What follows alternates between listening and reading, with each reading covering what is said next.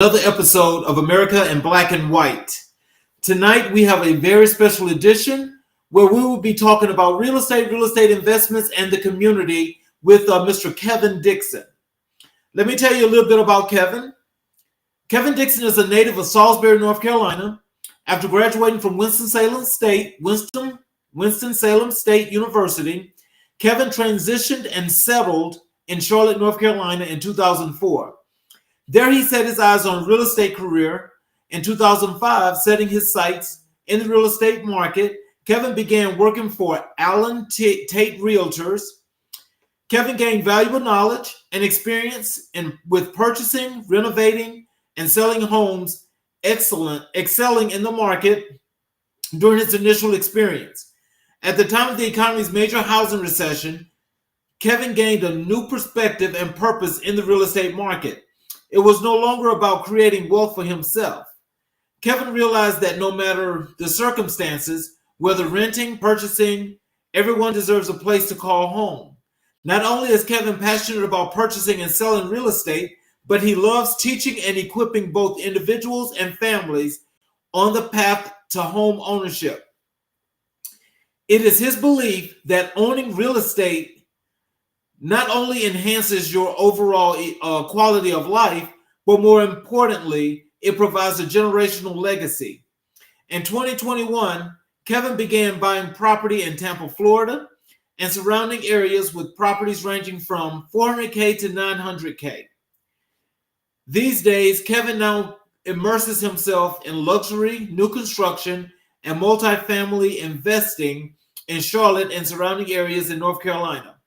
Kevin is always learning new real estate opportunities and trends. He also enjoys being involved in church, watching sports, movies, beautiful 75-degree weather with a slight breeze, and most importantly, leaving a legacy for his family. Ladies and gentlemen, I introduce you, Mr. Kevin Dixon, please. Hello, sir. Charles, what's going on, man? How you doing? I'm doing just excellent. How are you? Is there anything that I missed out that you'd like to add to that bio I just read?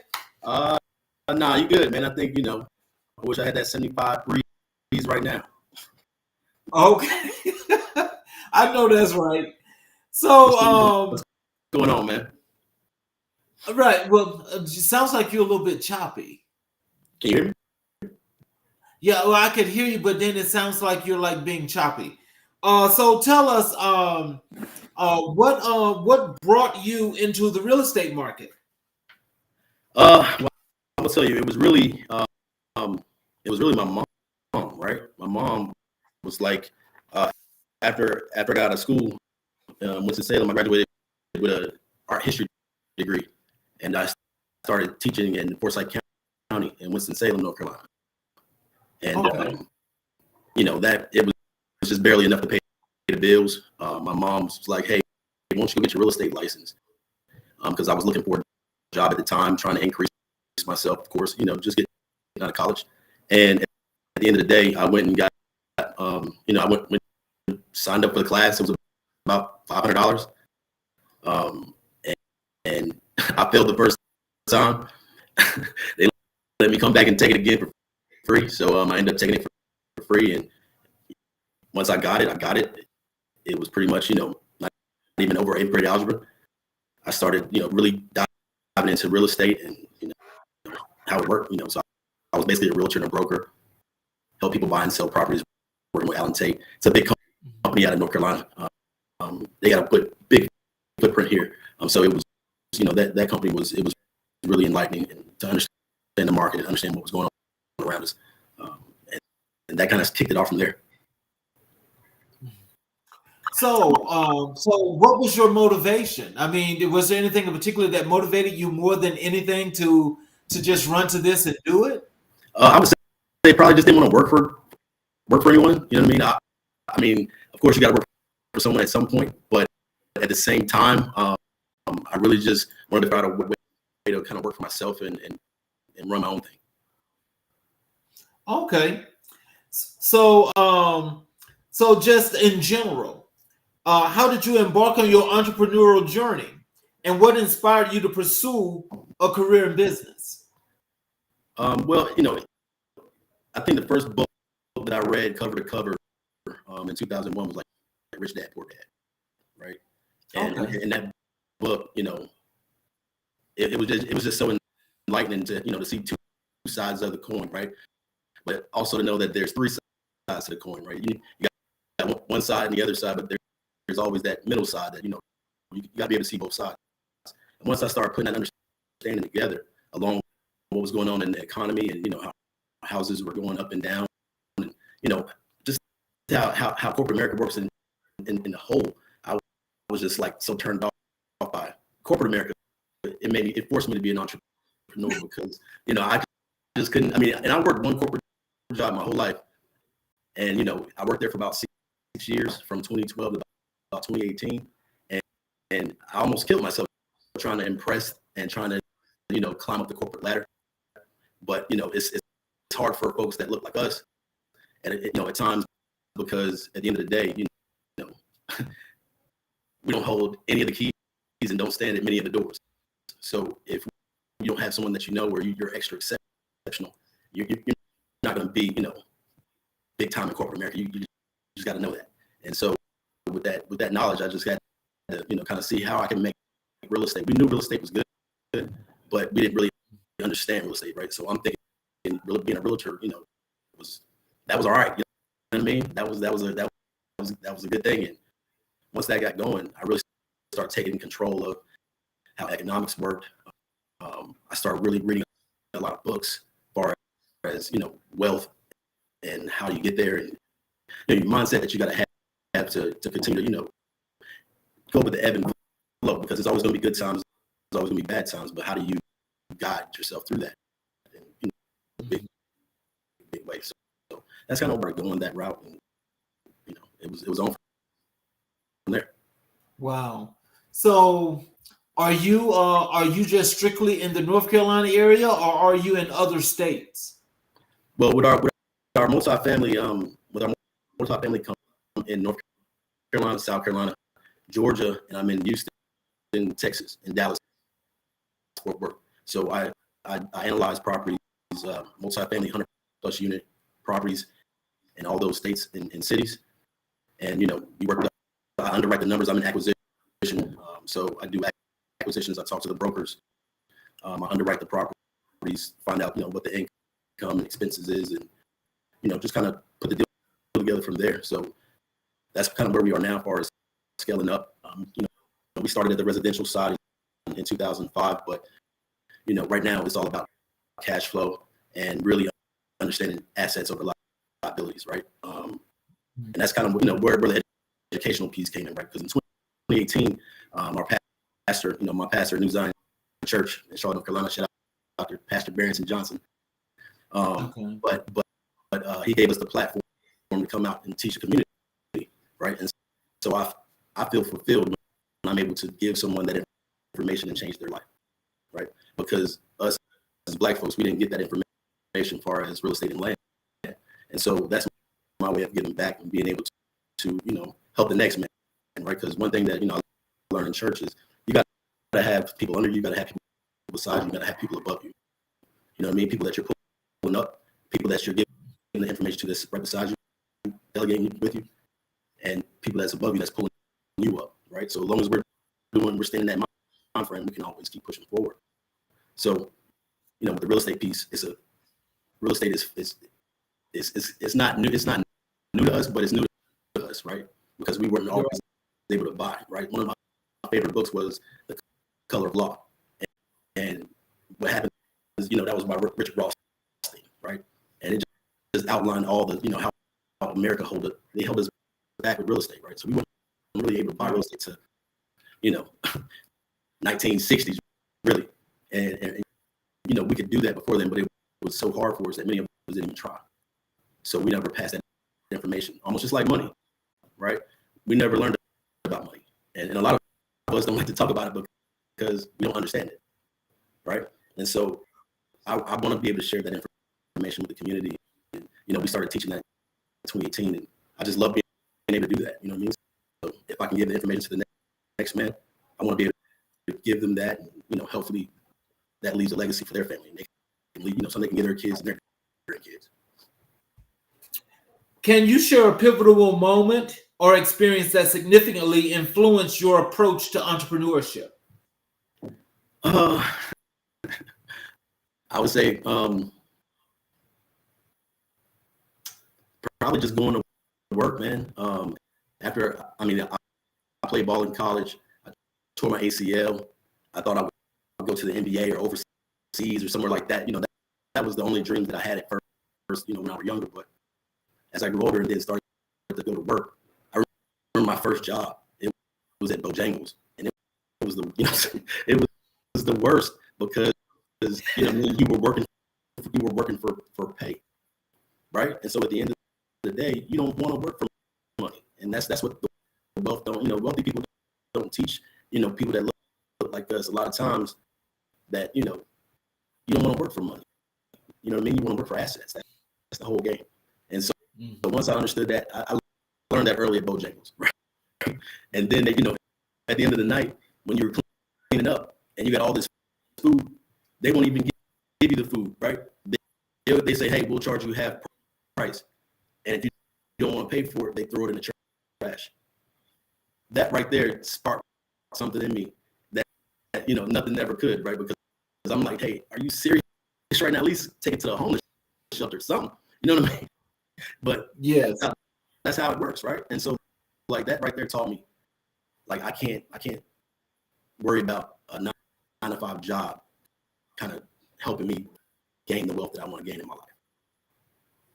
You know what I always thought about that with a lot of those fast food restaurants is that I know it used to be where they would actually count all that stuff they're throwing away based on inventory, but they're able to send that in and to get a credit for it. And right. So they would rather throw that away right. than actually give it to the crew or give it to somebody else. Right. That's kind of strange. I mean, did they ever tell you guys the real situation as to why is it that they couldn't give you that food? You know what? I would never, I was 16 years old. So at that time, I was just upset because I wanted that food. You know what I'm saying? And you know what I'm saying? I'm like, we don't work here all day, and y'all about to get here and throw this food away. I mean, I was as a 16-year-old, I was more upset about that. You know what I mean? Versus anything else that anybody could even think of. I mean, I couldn't even think straight as far as that. I could just think about they're throwing all this food away. You know what I mean? And I'm upset. I ain't got nothing at the house. So that was just weird to me. And that's the way corporate America is, right? Because they don't care about you at all. They put you in a grinder, and if you can work your way up, you can. But if you can't, then you're gonna stay right where you at. They're gonna dangle that carrot in front of you, and you're gonna work hard for 30 years and not gain anything. Because when you retire, they're not gonna give your kids any of that. They're gonna give you, a sayonara and take it easy. Okay, look, we gotta find out something is going on. Can you find out if your internet is like just it's like if it's set properly or something? No, it's showing green right now. Can you not hear me? Well, yeah, I hear you, but it's like you're chopping. It sounds like a robot. Okay. I tried to come in here because it's kind of loud, maybe a little bit louder out there. Can you hear me now better? Well, yeah, I hear you. I mean, is it still choppy? Oh no, not now. It's not. No. All right, let me see if I can sit down right here then. Give me 1 second.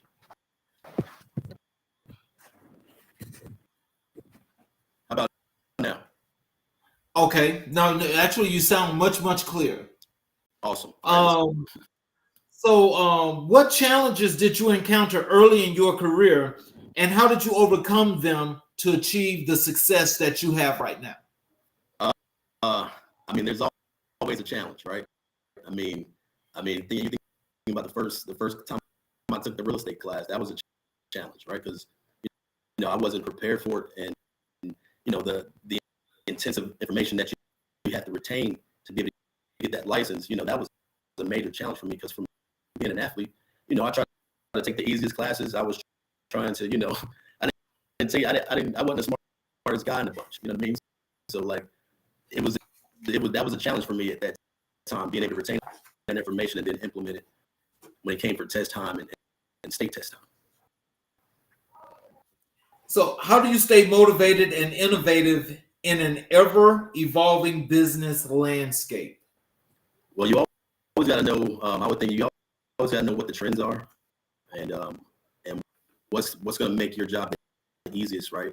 Almost like automation. Everyone thinks about automation now as being, where you're not really there, but your business is still working, right? So you want to automate those things. So at the end of the day, you have to stay up on it. I always say deal with the younger crowd. You know what I mean? I have a daughter that's 5 years old, and so I'm going to ride her Right. as much as I can when she gets of age. You know what I mean? Because we're teaching her about money now. But when she starts seeing that new stuff, then that's going to spark me to continue to, see what's going on and kind of, I try to stay hip with all the trends as far as, business wise and anything that's going on with real estate. So I mean, just reading. I'm a big YouTuber. So anything that comes out new, I try to stay up on it. So when you talk about trends and trends in real estate, I mean, how do you determine these trends, if they're positive or negative, and how you actually explore what needs to be explored with them? Right. Okay. So if you think about that, no one can really forecast what's really going to happen, right? No one, no matter who you talk to, care who they are, no one will see what's going to happen, right? So, I mean, you think about what happened in the recession in 06 and 07, I would say in 07, right? Now, it was a small bunch of people that betted, that knew that, this thing was going to pop because they were giving away these loans, right? So you got to think, they had already forecasted that it was going to blow up. But at the end of the day, none of us did, right? Because really, they rode us in the recession. Black and brown folks, they took the blunt of that because, I won't say that we were targeted, but we were targeted for those loans. And at the end of the day, a lot of us got them, right? And we didn't understand what was going on with the adjustable rates. So if you understood the type of loans that was going out, it wasn't hard to, kind of forecast that eventually, once these loans adjust, it's going to blow up, right? And so anytime you see the real estate market get a cold, you see ripples all the way down the economy, right? No different than retail, right? When you see retail starts to take a hit, the economy quivers. You know what I mean? So like at the end of the day, those are the simple trends that I look out for, because even if the market goes down, there's always an opportunity. And so like, one thing that I learned in the recession was, everyone was running away from their houses. I was even doing, and the crazy part about it, I was negotiating with the bank to help people do short sales at the time. I was a realtor and I was a broker. And so instead of you foreclosing and basically walking away from your property, killing your credit for 7 years, I was the person that said, hey, don't do that. Let me talk to your bank and negotiate whatever your house value was worth, and they'll clear your balance. So that was what I was doing, so they wouldn't have to ruin their credit, right? So what people were doing, people that didn't look like us, and what happened was those houses that were selling for 140 in 06, brand new, and 2007 they were selling for 50. Now you imagine that. Wow. You imagine that if you bought a house for $140,000, and then next year when the market crashes because of all these adjustable loans and recession and everything, they're worth 50, right? Now rent never went down during those times. Rent never went down, but what happened was all the values went down. So what smart investors did, which if I was really understood, if I was the person I am now in 07, I would have took $1 million and I would have bought 20 of those houses. Wow. You could have got 10 for 500,000. Right. Yeah. So pretty much 300,000 now. So would that mean, let's just say in said scenario, if you had got that opportunity to do that, would you have just sat on the houses, or would you have put them right back out into the market? No. Why would you put them right back on the market? Because it was a mortgage freeze. If you know what that means, like you couldn't get a mortgage. And Right. like I've never seen that in my life before, right? You could not get a mortgage at all. And so they felt like they had to unload these houses first some type of way before. And so like you had to have cash, you had to be liquid. And so to answer your question, I would not sell them. I would put a renter in it, because you got to think about it. If you buy it for $50 and the rent is $950, so $1,000, you're coming out like a fat rat, because you're just gonna sit on that, wait for the market to come back. And like I say, right now, those houses are 300 plus. So you think about it. If you bought 10 of them and you got net worth 300,000, that's 250. I mean, that's 2.5 million in equity that you just increased yourself. Wow. Just by sitting there, you know what I mean, and letting someone else pay for it, and you can even charge them lesser rent. Instead of the 1,000, give them $850. You're only paying a mortgage of $300. So tell us this. I mean, like, because you say you give back to the community by teaching them things about real estate and how real estate works and so forth. Right. Tell us that process. How does that work? What are you actually doing and teaching? All right. So first off, I teach them the vocabulary of real estate. You got your what's an asset, what's a liability, the difference between capital gains versus cash flow. Just those 4 things alone are things that people don't even think about. And then they get in the game and they don't even know what an interest rate, an adjustable rate is. You know what I mean? So just the vocabulary, understanding, hey, these are the terms, because you don't want to go in any industry and not fully understand the terminology, right? Because if you don't understand the difference between capital gains and cash flow, then you're always going to be paying capital gains and taxes. The game is not how much you make, is about how much you keep. Now, this is going to be an interesting question, because I want to make sure that you can answer this, and I'm sure you can. I want you to tell us, what is the difference between the Georgia market, the North Carolina market, and the Florida market, and what makes them different? Charles, hold on one second. My wife just brought me said, can you hear me clearly? Yeah, I can hear you, but again, you're starting to get choppy again. I'm going to try to. All right, so she's going to the room and move me real fast, but I'll go ahead and continue, but go ahead. Yeah, so again, did you hear that question? No, go ahead, please. Okay. I'm just tell us, what is the difference in the Georgia market, the North Carolina market, and the Florida market, and what makes them different? Well, in the multifamily, I mean, it's different from city to city, right? So you got different cap rates in every place that you go. You think about Florida, you have complete amenities, right? You got the beach, you got the Bucks, the Tampa Bay Rays. I mean, even the Toronto Raptors were playing there during COVID, right? So I mean, there's so much to do in Tampa, right? So more than likely, the cap rate would be less than it would be in North Carolina, because North Carolina doesn't have the amenities that they have in Florida. If you understand where I'm going. Okay. Right. So what that means is, if the cap rate goes down, that means the value is going to go up. If the cap rate goes up, that means the value is going to come down.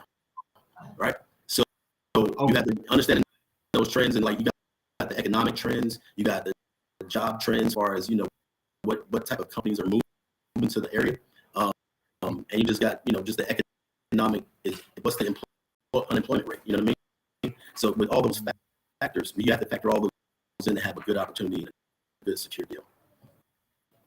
Okay. Now, that's really interesting, but that's also very fruitful for thought, because I think even, people that are coming into the real estate game today need to understand all of those things that you just mentioned, especially about liabilities and assets, because, and I know that's really accounting, but this is accounting to some extent, because if you're not able to actually establish the values and know the values of what's going to be good, as you say, based on trends and so forth, then you'll know whether to get in, get out, or to hold. Is that correct? Right. That's exactly right. Okay. And that's all. You won't learn until you're in it. You know what I mean? But you can do all the preparation you can, right? Right. Like when I first started, I started reading books. Give me 1 second. So my wife is asking me, say, can you give me 1 second? Let me switch rooms and Yes. get a better connection. Give me 1 second. All right. Yes.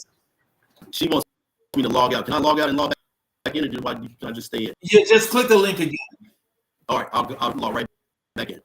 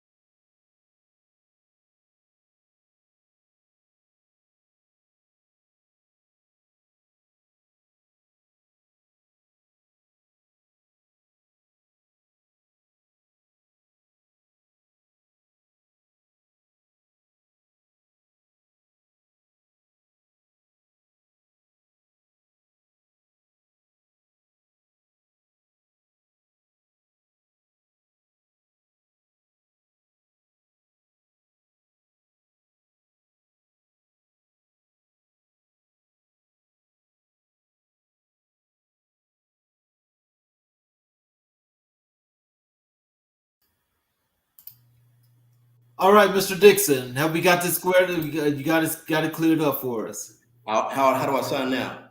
Yes, you are much better.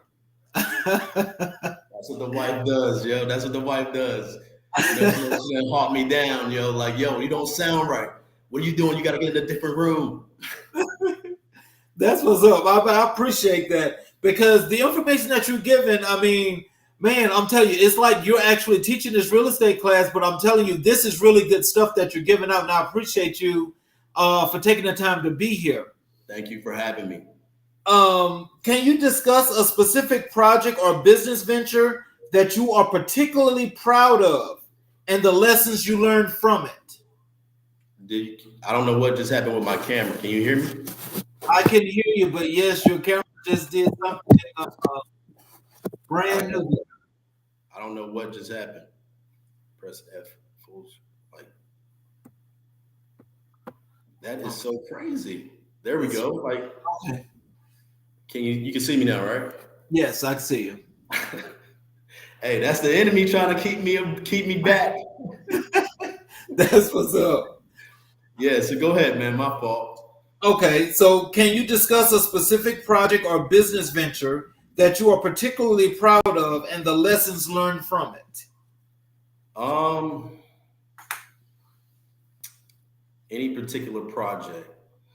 Yes. I'm gonna say we had a house that our first $1 million property that we built, and so we built it and bought. We built it, we tore the house down, and we sold it for like 1.4. Okay. So it was a major win for us, because that was one of the first major. Well, it wasn't the first major project, but one of the ones that went from start to finish it went phenomenal, right? So one of the things that taught me the importance of teamwork, being together, and trusting people in times of chaos, right? Because Mhm. that property, when we built it, we had a couple things going against us. Well, I'm gonna say going against us. Well, COVID happened, right? So like during that time of COVID, all the prices went up on material cost, and like we didn't know if the city was going to stop our workers from working. So it was just the obstacles that we got over, and still making that a phenomenal opportunity for someone that moved in. I mean, it was an amazing journey. Mhm. And so, what in particular, though, about that project, other than the expansiveness, that stood out to you, that made it so profitable, made it so wonderful, that made it so good when this deal was done? I would say just the quality, right? Because anybody could build something, but it really comes down to the quality of the work, and the quality was just phenomenal. You know what I mean? And we sold the property. We had a great profit.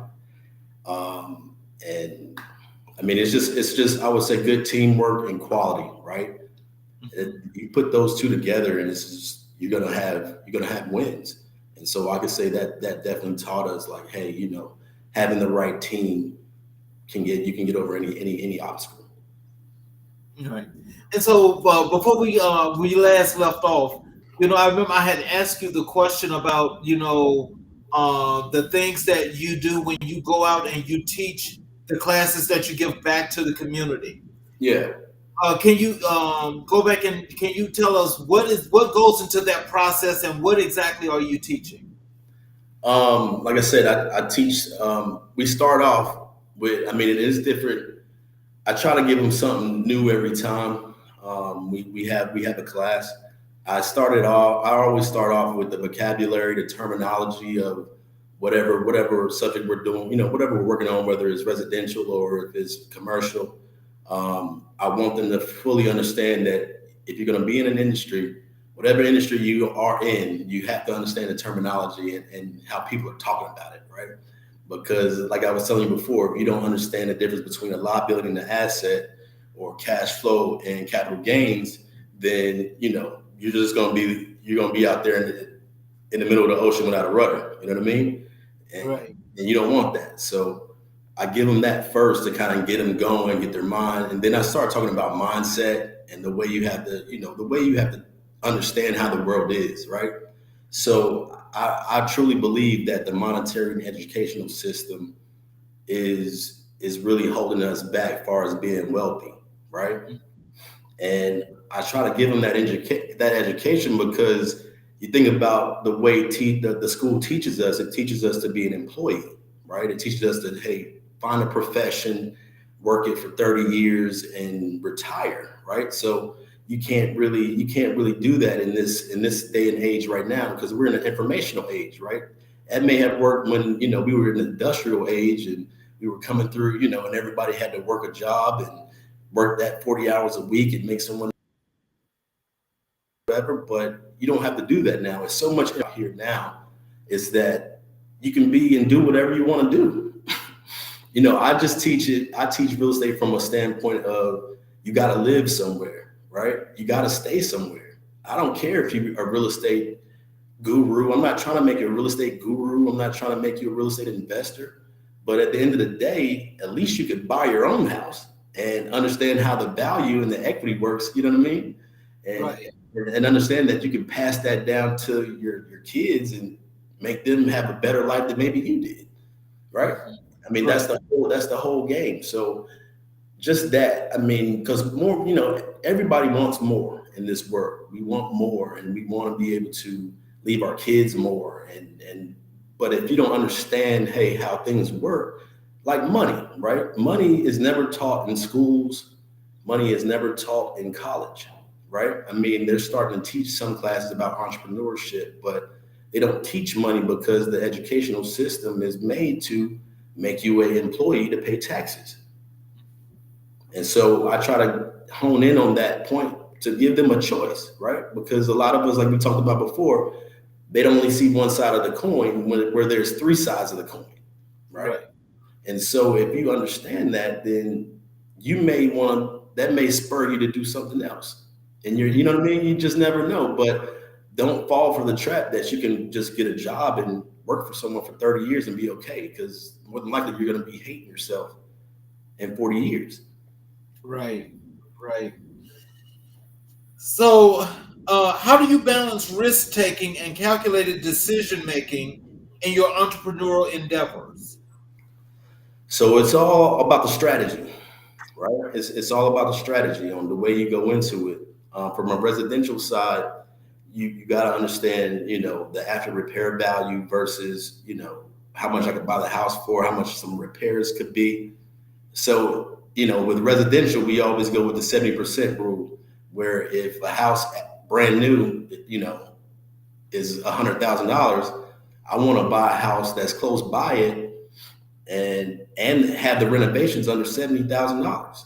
And right. And if I can get the purchase price and the rehab costs under $70,000, then that means that there's a 20% profit margin in there for me.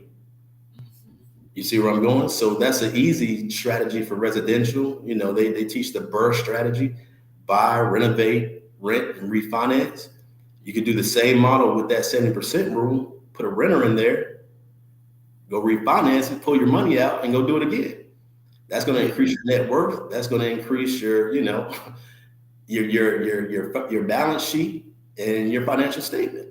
And so that's just easy residential, not even going over 8th grade algebra, that I give my students with that, right? And so that you can sell it, you can buy it and hold it. Where I teach now, knowing what I know now, I wouldn't sell anything else. I would hold on to everything. And that's what we're doing now, right? So, but with the commercial piece, if the cap rate, we try to get at least a 6% cap rate, a 9% cash on cash, and at least 1.3 DSR, which is the debt service. So if we can hit all three of those numbers, more than likely I can go out here and find some money to get it done. Wow. Woo, that you just said a whole mouthful, because based on what you just said, now I want you to tell me if I'm wrong, but also if you can explain this a little bit better. How does that DSR relate to the cap rate? The DSR, well, the DSR is the debt service, right? So it's like a mortgage for residential, right? So the cap rate is 6%. That's the value. That's going to give you your value, right? So you look at, we were looking at a building the other day. It was bringing in about 4.4 million altogether, right? It was like 316 units, and it had expenses of like it was like 47%. And at the end of the day, it was like 2.3 net operating income. So if we have a 0.06, well, a 6% cap rate, that means that the value of the building is going to be 39, right around $40 million. Right. So the Right. cap rate, all that basically works from you want to basically once you get the NOI, which is that 2.3 million, Right. now we have to go basically look at the mortgage. That's the DSR, right? I always call it mortgage, but it's really debt service in commercial, right? We call it mortgage in residential and debt service in commercial, right? So when we go in, we want to make sure that all that works for us and we can still be able to pay make cash flow and then make payments to our investors, right? So that spread has to be there. So that debt service, if it covers that 1.3, you're on the right track. Right. So I mean, the value really doesn't have anything. I would say the cap rate. I mean, it all works hand in hand, right? Because at the end of the day, you want to be able to own the building, cash flow it, and be able to pay whatever investors that are in the deal with you. So let me ask you this. Now this is gonna be a funny question. So tell me, um, who has the best market? Would it be Florida, North Carolina, or Georgia? Man, listen. If you ask me, Atlanta's always a hot market. You know what I mean? Yeah, But that's I different mean, though. but you got to look at it though. I mean, I look at the top areas. I mean, for me right now, it's Charlotte, Raleigh, Houston, Dallas, Fort Worth. Those are really. I mean, even Columbia, South Carolina, right? I mean, Mhm. Atlanta is full and grown, but you look at the areas that are outside of Atlanta that are also coming up, right? And so Right. that's how I kind of look at it from there because Atlanta is super saturated, but what's happening is it's becoming so saturated that those outside markets are becoming major markets as well. So there's never one market over the next, but I mean Charlotte is prime real estate, Raleigh is prime real estate, Houston, Dallas, Fort Worth is prime real estate, and see I have boots on the ground in each one of those cities. So like, I mean, even Florida, right? I mean, Florida is always, I mean, when I started doing business in Tampa like 3 years ago, um, it was going up like 20% every year. And so like it was like San Francisco, right? So doing that analyzing, I mean, I understood that if I can get something down there, more than likely if I renovate it, it's gonna cash flow or I can sell it for more than what I paid for. Florida just works. I mean, the amenities is one of my friend, one of my mentors told me, unlimited amenities always trumps any other market, and that's what Tampa gives you. I mean, you can do That's whatever. it. I mean, weather's nice. As an entrepreneur, what role do mentorship and networking play in your professional growth? Man, it's a major part. It's a major part because I'm a firm believer that you never stop growing if you're not learning, right? Like I told you before, our pastor talked about, he preached about having people up under you, people beside you, and people above you, right? So people that you're pulling up, teaching them what you know, people that you're beside, that you're conversating with and always doing business with, you got people above you that's always pulling you up. So like at the end of the day, if you're not learning, you in a stagnant place. Mhm. You know what I mean? And I never want to be in a stagnant place learning, right? I always thought in residential, I would be in residential, right? When I first started, I was like, the house is my thing. I understand how it works. You know what I mean? I could go out here and sell a house, and I didn't even understand the difference between capital gains and cash flow. I didn't even know that then, right? I just thought that, hey, I can go out here and get a big check and and keep doing it. But at the end of the day, it's about learning a new pushing yourself more, stretching yourself, learning. You always want to continue to learn. So when we started learning about commercial, it started making us think about cash flow and how we could retire and how we could get 50 to 100,000 a month in cash flow and not have to do much. You know what I mean? So like that's what we teach now. I mean, at the end of the day, residential was good, but the end goal is being able to walk away from whatever job you're at, whatever obligations you need, because that cash flow is going to sustain you. You can't worry about a 401k or Social Security kind of try to take care of you. You have to be able to live from your assets, right? So when we first started talking, I talked about Rich Dad Poor Dad. And one of the first rules of the rich is that the rich don't work for money. And right, I didn't get that in 2001 when I first read that book, right? I didn't understand that. But now, in 2024, I can honestly say that, you know, cash flow is what it's about. And, that book was right on point. And it's not about how I started, but like what I understand and what I'm willing to go through to get what I need, right? So, if people can understand that, like, you can always continue learning, because you don't want to have to live that world of going from job to job trying to get a higher pay, because the higher you get paid, the more you get taxed. Yep. You know what I mean? And so a lot of us, we chase that check. I was talking to a surgeon the other day, and I mean, he's making like $800,000 a year. He's getting taxed like 50%. Ooh. So like at the end of the day, they have to understand, like, how can I just use my money and just get cash flow every month, but what's my ability down, right? And so that's what we do. We help professionals like that get cash flow every month or quarter. We help them get, tax liability deductions through cost segregation, and we give them ownership interest. So like, I mean, there's nothing better than talking to someone like me that can help you, put your money somewhere, put it in a secure asset. You're an owner, you're getting money every month, and you're getting tax write-offs based on your ownership. I mean, it's a no-brainer. Definitely. How do you approach team building and fostering a positive work culture within your organization? I think that everybody has had their own value, right? And we're all looking to be wealthy. We're all looking to increase our asset column. I feel like we all have to be like-minded as well, right? So the one thing that I've really understood is that if you have the same mindset and you have, the same type of goals, it's not hard to work with someone, because there's no competition, right? Exactly. So like at the end of the day, when we're in a job at corporate America, I think about when I was at the Hartford, right? And I'm calling out the Hartford. Yeah, I'm calling out the Hartford, yo. But it was a competition, right? It was a competition to be able to say who can impress the manager the most, to be able to get that highest bonus, or who can impress the manager of the underwriting team the most. And I felt like that was so whack, yo. You know what I mean? Because I was over here killing it, but I just wasn't impressing the manager because I wasn't doing the dance on the table.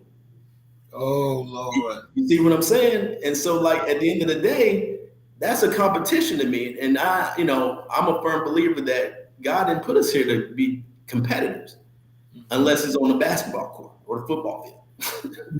But at the same time, like, we're not created to be, to compete against the next man and to say, hey, you got this, I want, what I'm saying? It ain't about that. It's about your creativity and what you have in your heart and what you want in your life. And so, that's one thing that I'm teaching. I got two godsons, you know what I'm saying? And, one of them is, they constantly think about what everybody thinks. And you can't worry about that in this time and age. You just have to be able to focus on the things that you want and figure out a way to get them. Yes, exactly. Can you share insights into your leadership style and how it has evolved over the course of your career? My leadership style. Yes. I think I'm more of a teacher now than I ever was, even though, I was a teacher when I first came out of college. But being able to equip people to be able to change their lives and their trajectory, and being able to help them carve out a legacy for their family and their grandkids and their grandkids' kids. You know what I'm saying? That I didn't start out like that at first. I was all about me. What can I do for me? And what kind of check can I get for me? And I really wasn't focused on giving back, right? But, I started to learn the more I gave back, the more I was able to get, right? So like I teach guys, I got a little session that I have with guys, like I got like 5 guys that are wanting to learn commercial real estate right now, right? I meet with them like whatever day works for them. Most of the time it's like Thursday or Friday, like 10:30 to 12. Now, I plan around that, but I take that time to be able to give them everything that I know about commercial, right? Because ultimately each one of them wants to understand cash flow, and they have a certain amount that they want to obtain a month. And I give that to them to be able to say, hey, you know what? The more I give to y'all, the more I'm gonna get back. And so that's Is just the how. commercial market still is it still on the high end and still popping, or has it come down some? What's that? The commercial market. Man, it's come down some because of the interest rates, right? Because you gotta realize we were at like 2 and 3% for so long, right? And then those people who got in on that time, and then the interest rates that are, that's now, because interest rates are like 6.5. You might get something 6.5, 6.2 at the lowest, but like you're not going much lower than that. And really, 6.2 is not, not a bad rate, right? We're just so so brainwashed into believing 2 and 3% is the custom, is the norm. We just forgot. So like commercial never goes out of style. Get like what one thing that we're livable loans, right?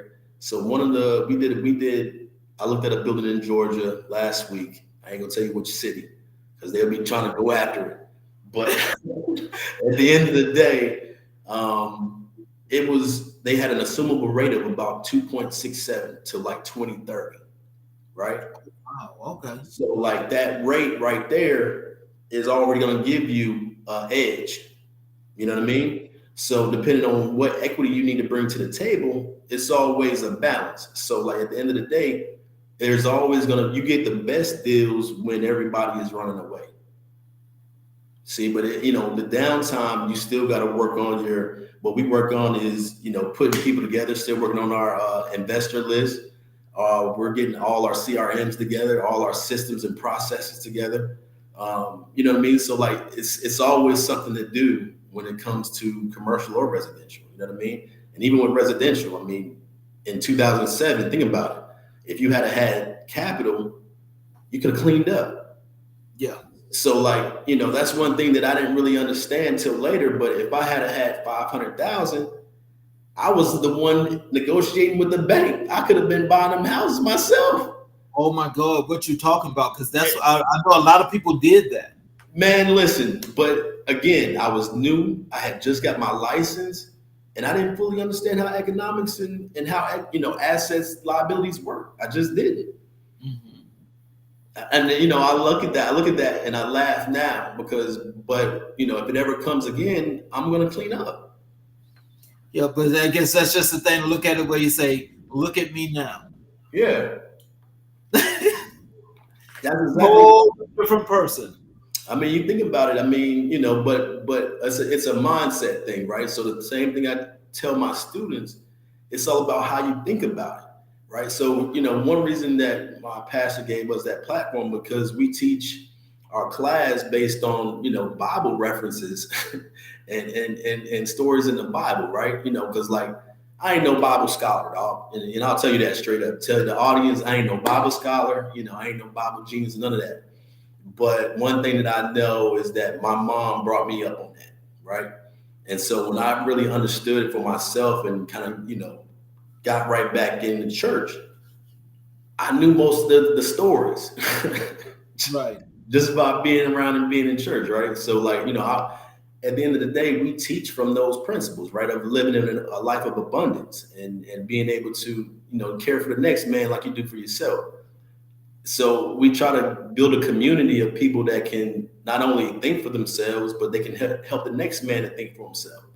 And so if we can build that, it's there's no reason why our church can't be on fire every week. It ain't no reason why, if you need capital or you need a mortgage or you need someone resources, they're here. You know what I mean? We bring everybody to the table, attorneys, we bring the insurance people, we bring, hard money lenders, whatever you need to get in the game, leverage our experience to help you get there. Right. And so I just I just love talking about it.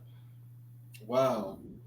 Well, in the face of adversity, what strategies do you employ to maintain resilience and navigate challenges? Okay. First thing I would say would, being a member, Kappa Alpha Psi Fraternity Incorporated, we learned how to be strong. You know what I mean? So not only be strong, but you got to know that it's tough times. It's tough times ahead, and you got to be able to take those times. And then second is just the resiliency to not quit, right? Because people get so caught up in having things in this microwave society that, hey, if something doesn't work in the first 2 weeks, then it ain't gonna work, right? And that's something that we have to get around. So I try to preach on that. I ain't gonna say preach, but I try to teach on that enough to the point where you're gonna come against obstacles. I'll give you a prime example. I have a 17-year-old kid at my church, right? And super smart, super bright. He's super, but he's quiet though, right? But he's very articulate, he understands what's going on. And he asked me one day, because I send him stuff every day. I try to talk to him about real estate and how, teach him how he can get in the door. And he asked me, he's like, do you ever have any problems? He said, do you ever have any problems? Have you ever experienced problems when, during your business? And I looked at him and just started laughing, right? And I was like, man, I had a problem today. You always gonna have a problem. It's always gonna be a problem you have to get over. Not even in business, but in your daily life. Right. So you have to be resolution oriented to be able to get over those problems, right? See, the thing about being rich and wealthy, these people wasn't the smartest people in their school. These people wasn't the geniuses that you have to be to be wealthy. They just had that in their mindset that, hey, you know what? I'm going to take whatever losses I got to take to get wherever I got to get. And once I get there, you can't say I ain't there. And I'm going to help get you there. So you always going to have a problem. You know what I mean? It's always going to be an issue. It's always going to be something that's going to try to hinder you. But, I listen to motivational every morning. Les Brown, I listen to Jim Rohn, you know what I mean? Tony Robbins. I listen to Earl Nightingale, anything that's going to motivate me to think outside the box, right? So one thing that I tell my daughter right now is, because kids at 5 years old, they want people to like them. They want everybody to play with them. They want to, they want to be the show. And I have to tell her, like, don't worry about it when people, you can't worry about no one else. Think about the things that you want. Don't follow no one else. Make your own path and then leave a trail. You know what I mean? Whatever it is you want to do, you don't ever want to follow the pack, right? Because that's what our society does, right? We follow the pack. And you think about when, my era, and I love my mom, but only thing that they could teach us and my dad was, try to go to school, go to college, and work for somebody for 30 years, right? They didn't know how to tell me to be an entrepreneur. That was too risky for them. You know what I mean? So you got to realize it's that two sides of the coin. It's just, the three sides is just, it's going to hinder you. So it's that adversity it's always going to be a problem. It's always going to be a hill. It's always going to be a mountain for you to climb. But if your dreams are bigger than your fears, then that's all it has to be. You can't allow your fears to be bigger than your dreams. Well, the thing is now, a lot of people are paralyzed by fear, but it's that fear that, a lot of people are afraid to actually flip that thing around and make it work for them, because you're going to be fearful about a lot of things. But I think once you just follow through with what you want to do, then fear is only what it is, but that's not something that's going to hinder you. Right. So you think about the 12 when Moses told the 12 to go to Canaan, right? And find their land of milk and honey. And 10 of them came back and said, yo, we can't do it. Yo, it's giants over there. They're going to kill us. We ain't going to make it. Mm-hmm. And there was only two of them that came back and said, you know what, we don't even, we could go over there and do that right now and be in Canaan in the land of milk and honey. And the thing about it is, even though those two wanted to go, none of them ever made it. Mm-hmm. So at the end of the day, you got to believe that, you know what I'm saying? You got to know that. And you got to know what's right is right. So let me ask you this. This question is outside of this, but it's very relative. Do you believe in manifest destiny? Say that again. Do you believe in manifest destiny? What is manifest destiny? That is, it's inevitable that whatever you set your course on, you're going to reach that destination point, and it's always going to be fruitful and positive for you. I believe that man is what he thinks about, right? Okay. And so our mind, and I hope this is going to answer your question, but our mind is going to produce whatever we think about, right? So our mind is like a garden. It's gonna grow whatever you want it to grow. So if you wanted to grow negative seed, if you put negative seeds out there, then you know that's what it's going to give you. Mm-hmm. But if you put positive seeds out there, you got to know that's what it's going to bring you back. Now, life is a risk. God already told us that all we got to do is try. He's going to meet us wherever we are. Like at the end of the day, when I first started flipping, I didn't know if it was going to work or not. I didn't know if we were going to be thinking about it was I was willing to try. And see, he's going to bless. I just got to be positive enough to say, you know what, I'm going to keep trying. And if I can keep trying, God's going to keep blessing. All I have to do is remain positive and continue to understand that everything is going to work out in my favor. Mm-hmm. And if I can do that, now that's hard, right? That's hard to do because we get so caught up in our senses. Our senses are all we've known since we were born. So you got, see, smell, touch, hear. And touch, yeah, all your senses, right? It's 5 of them.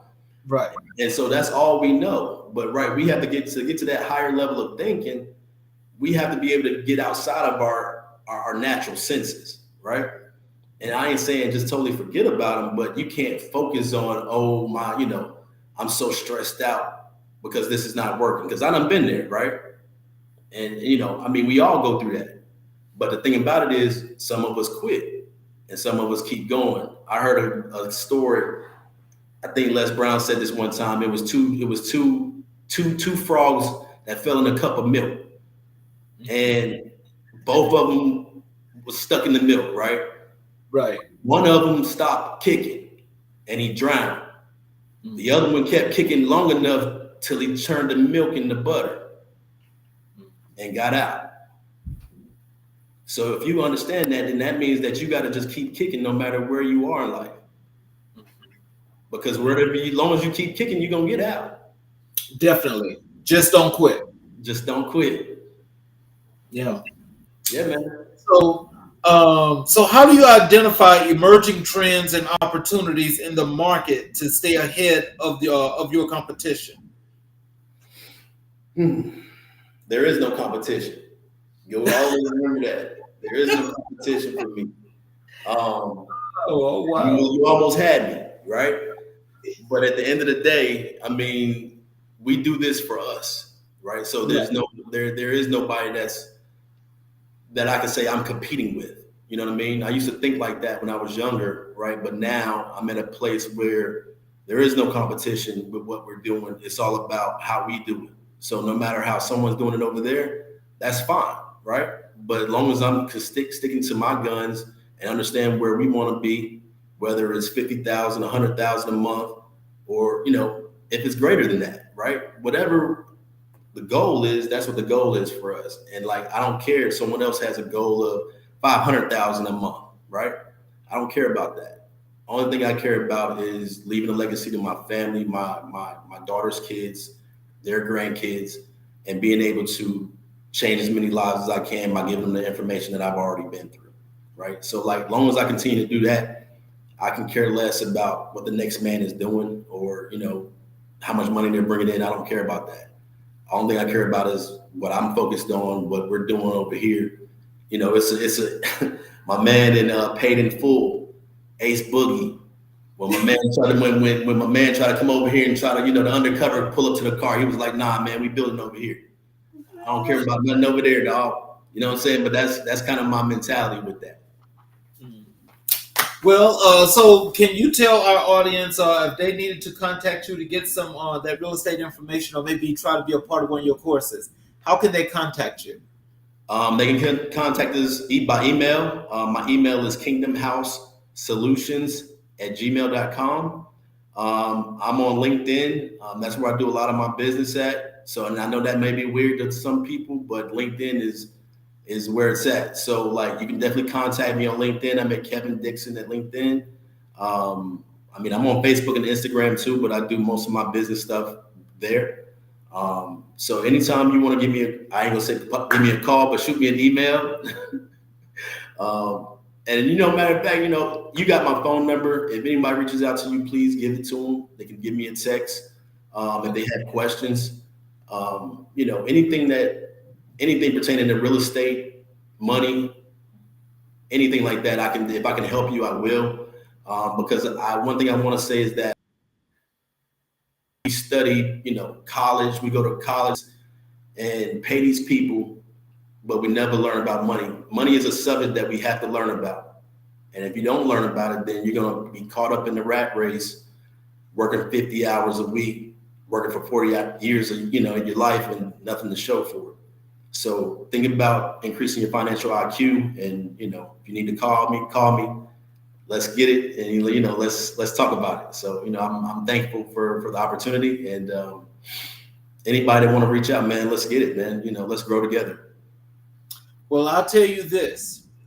I definitely want to get that commitment from you that you're going to come back, because, I mean, this was truly, truly great. This was truly fruitful. And this is something that I'm sure everybody out there in the audience is going to learn from, because, sometimes people think about, as you said, and part of one of your statements is, the saturation, things being too much, or things being to a point that, they're just not sure and they're just not confident enough. Right. But I think with all the things that you just mentioned today, all of those nuggets that you dropped, they're all something to gain something from. This was really, really great. And I definitely want to have you back whenever you have that time, because we would definitely need to have you back on the show. Man, I appreciate it, man. Anything I can do to help you increase yourself, leave a legacy for your family, that's what we want to do, man. So if we can do it together, let's do it. Yes, sir. And I want to thank you, and I want to make sure you have a wonderful evening. All those out there, make sure you have a wonderful evening. Those that are watching on the YouTube channel, please make sure you subscribe and notify. Hit the notifications button, so every time we do a show, you'll get that notification. And I want to thank you again, Mr. Dixon, for your time, and everybody else. And you all have a wonderful evening. All right, man. Later. Thank you. Yes, sir. Yes, sir.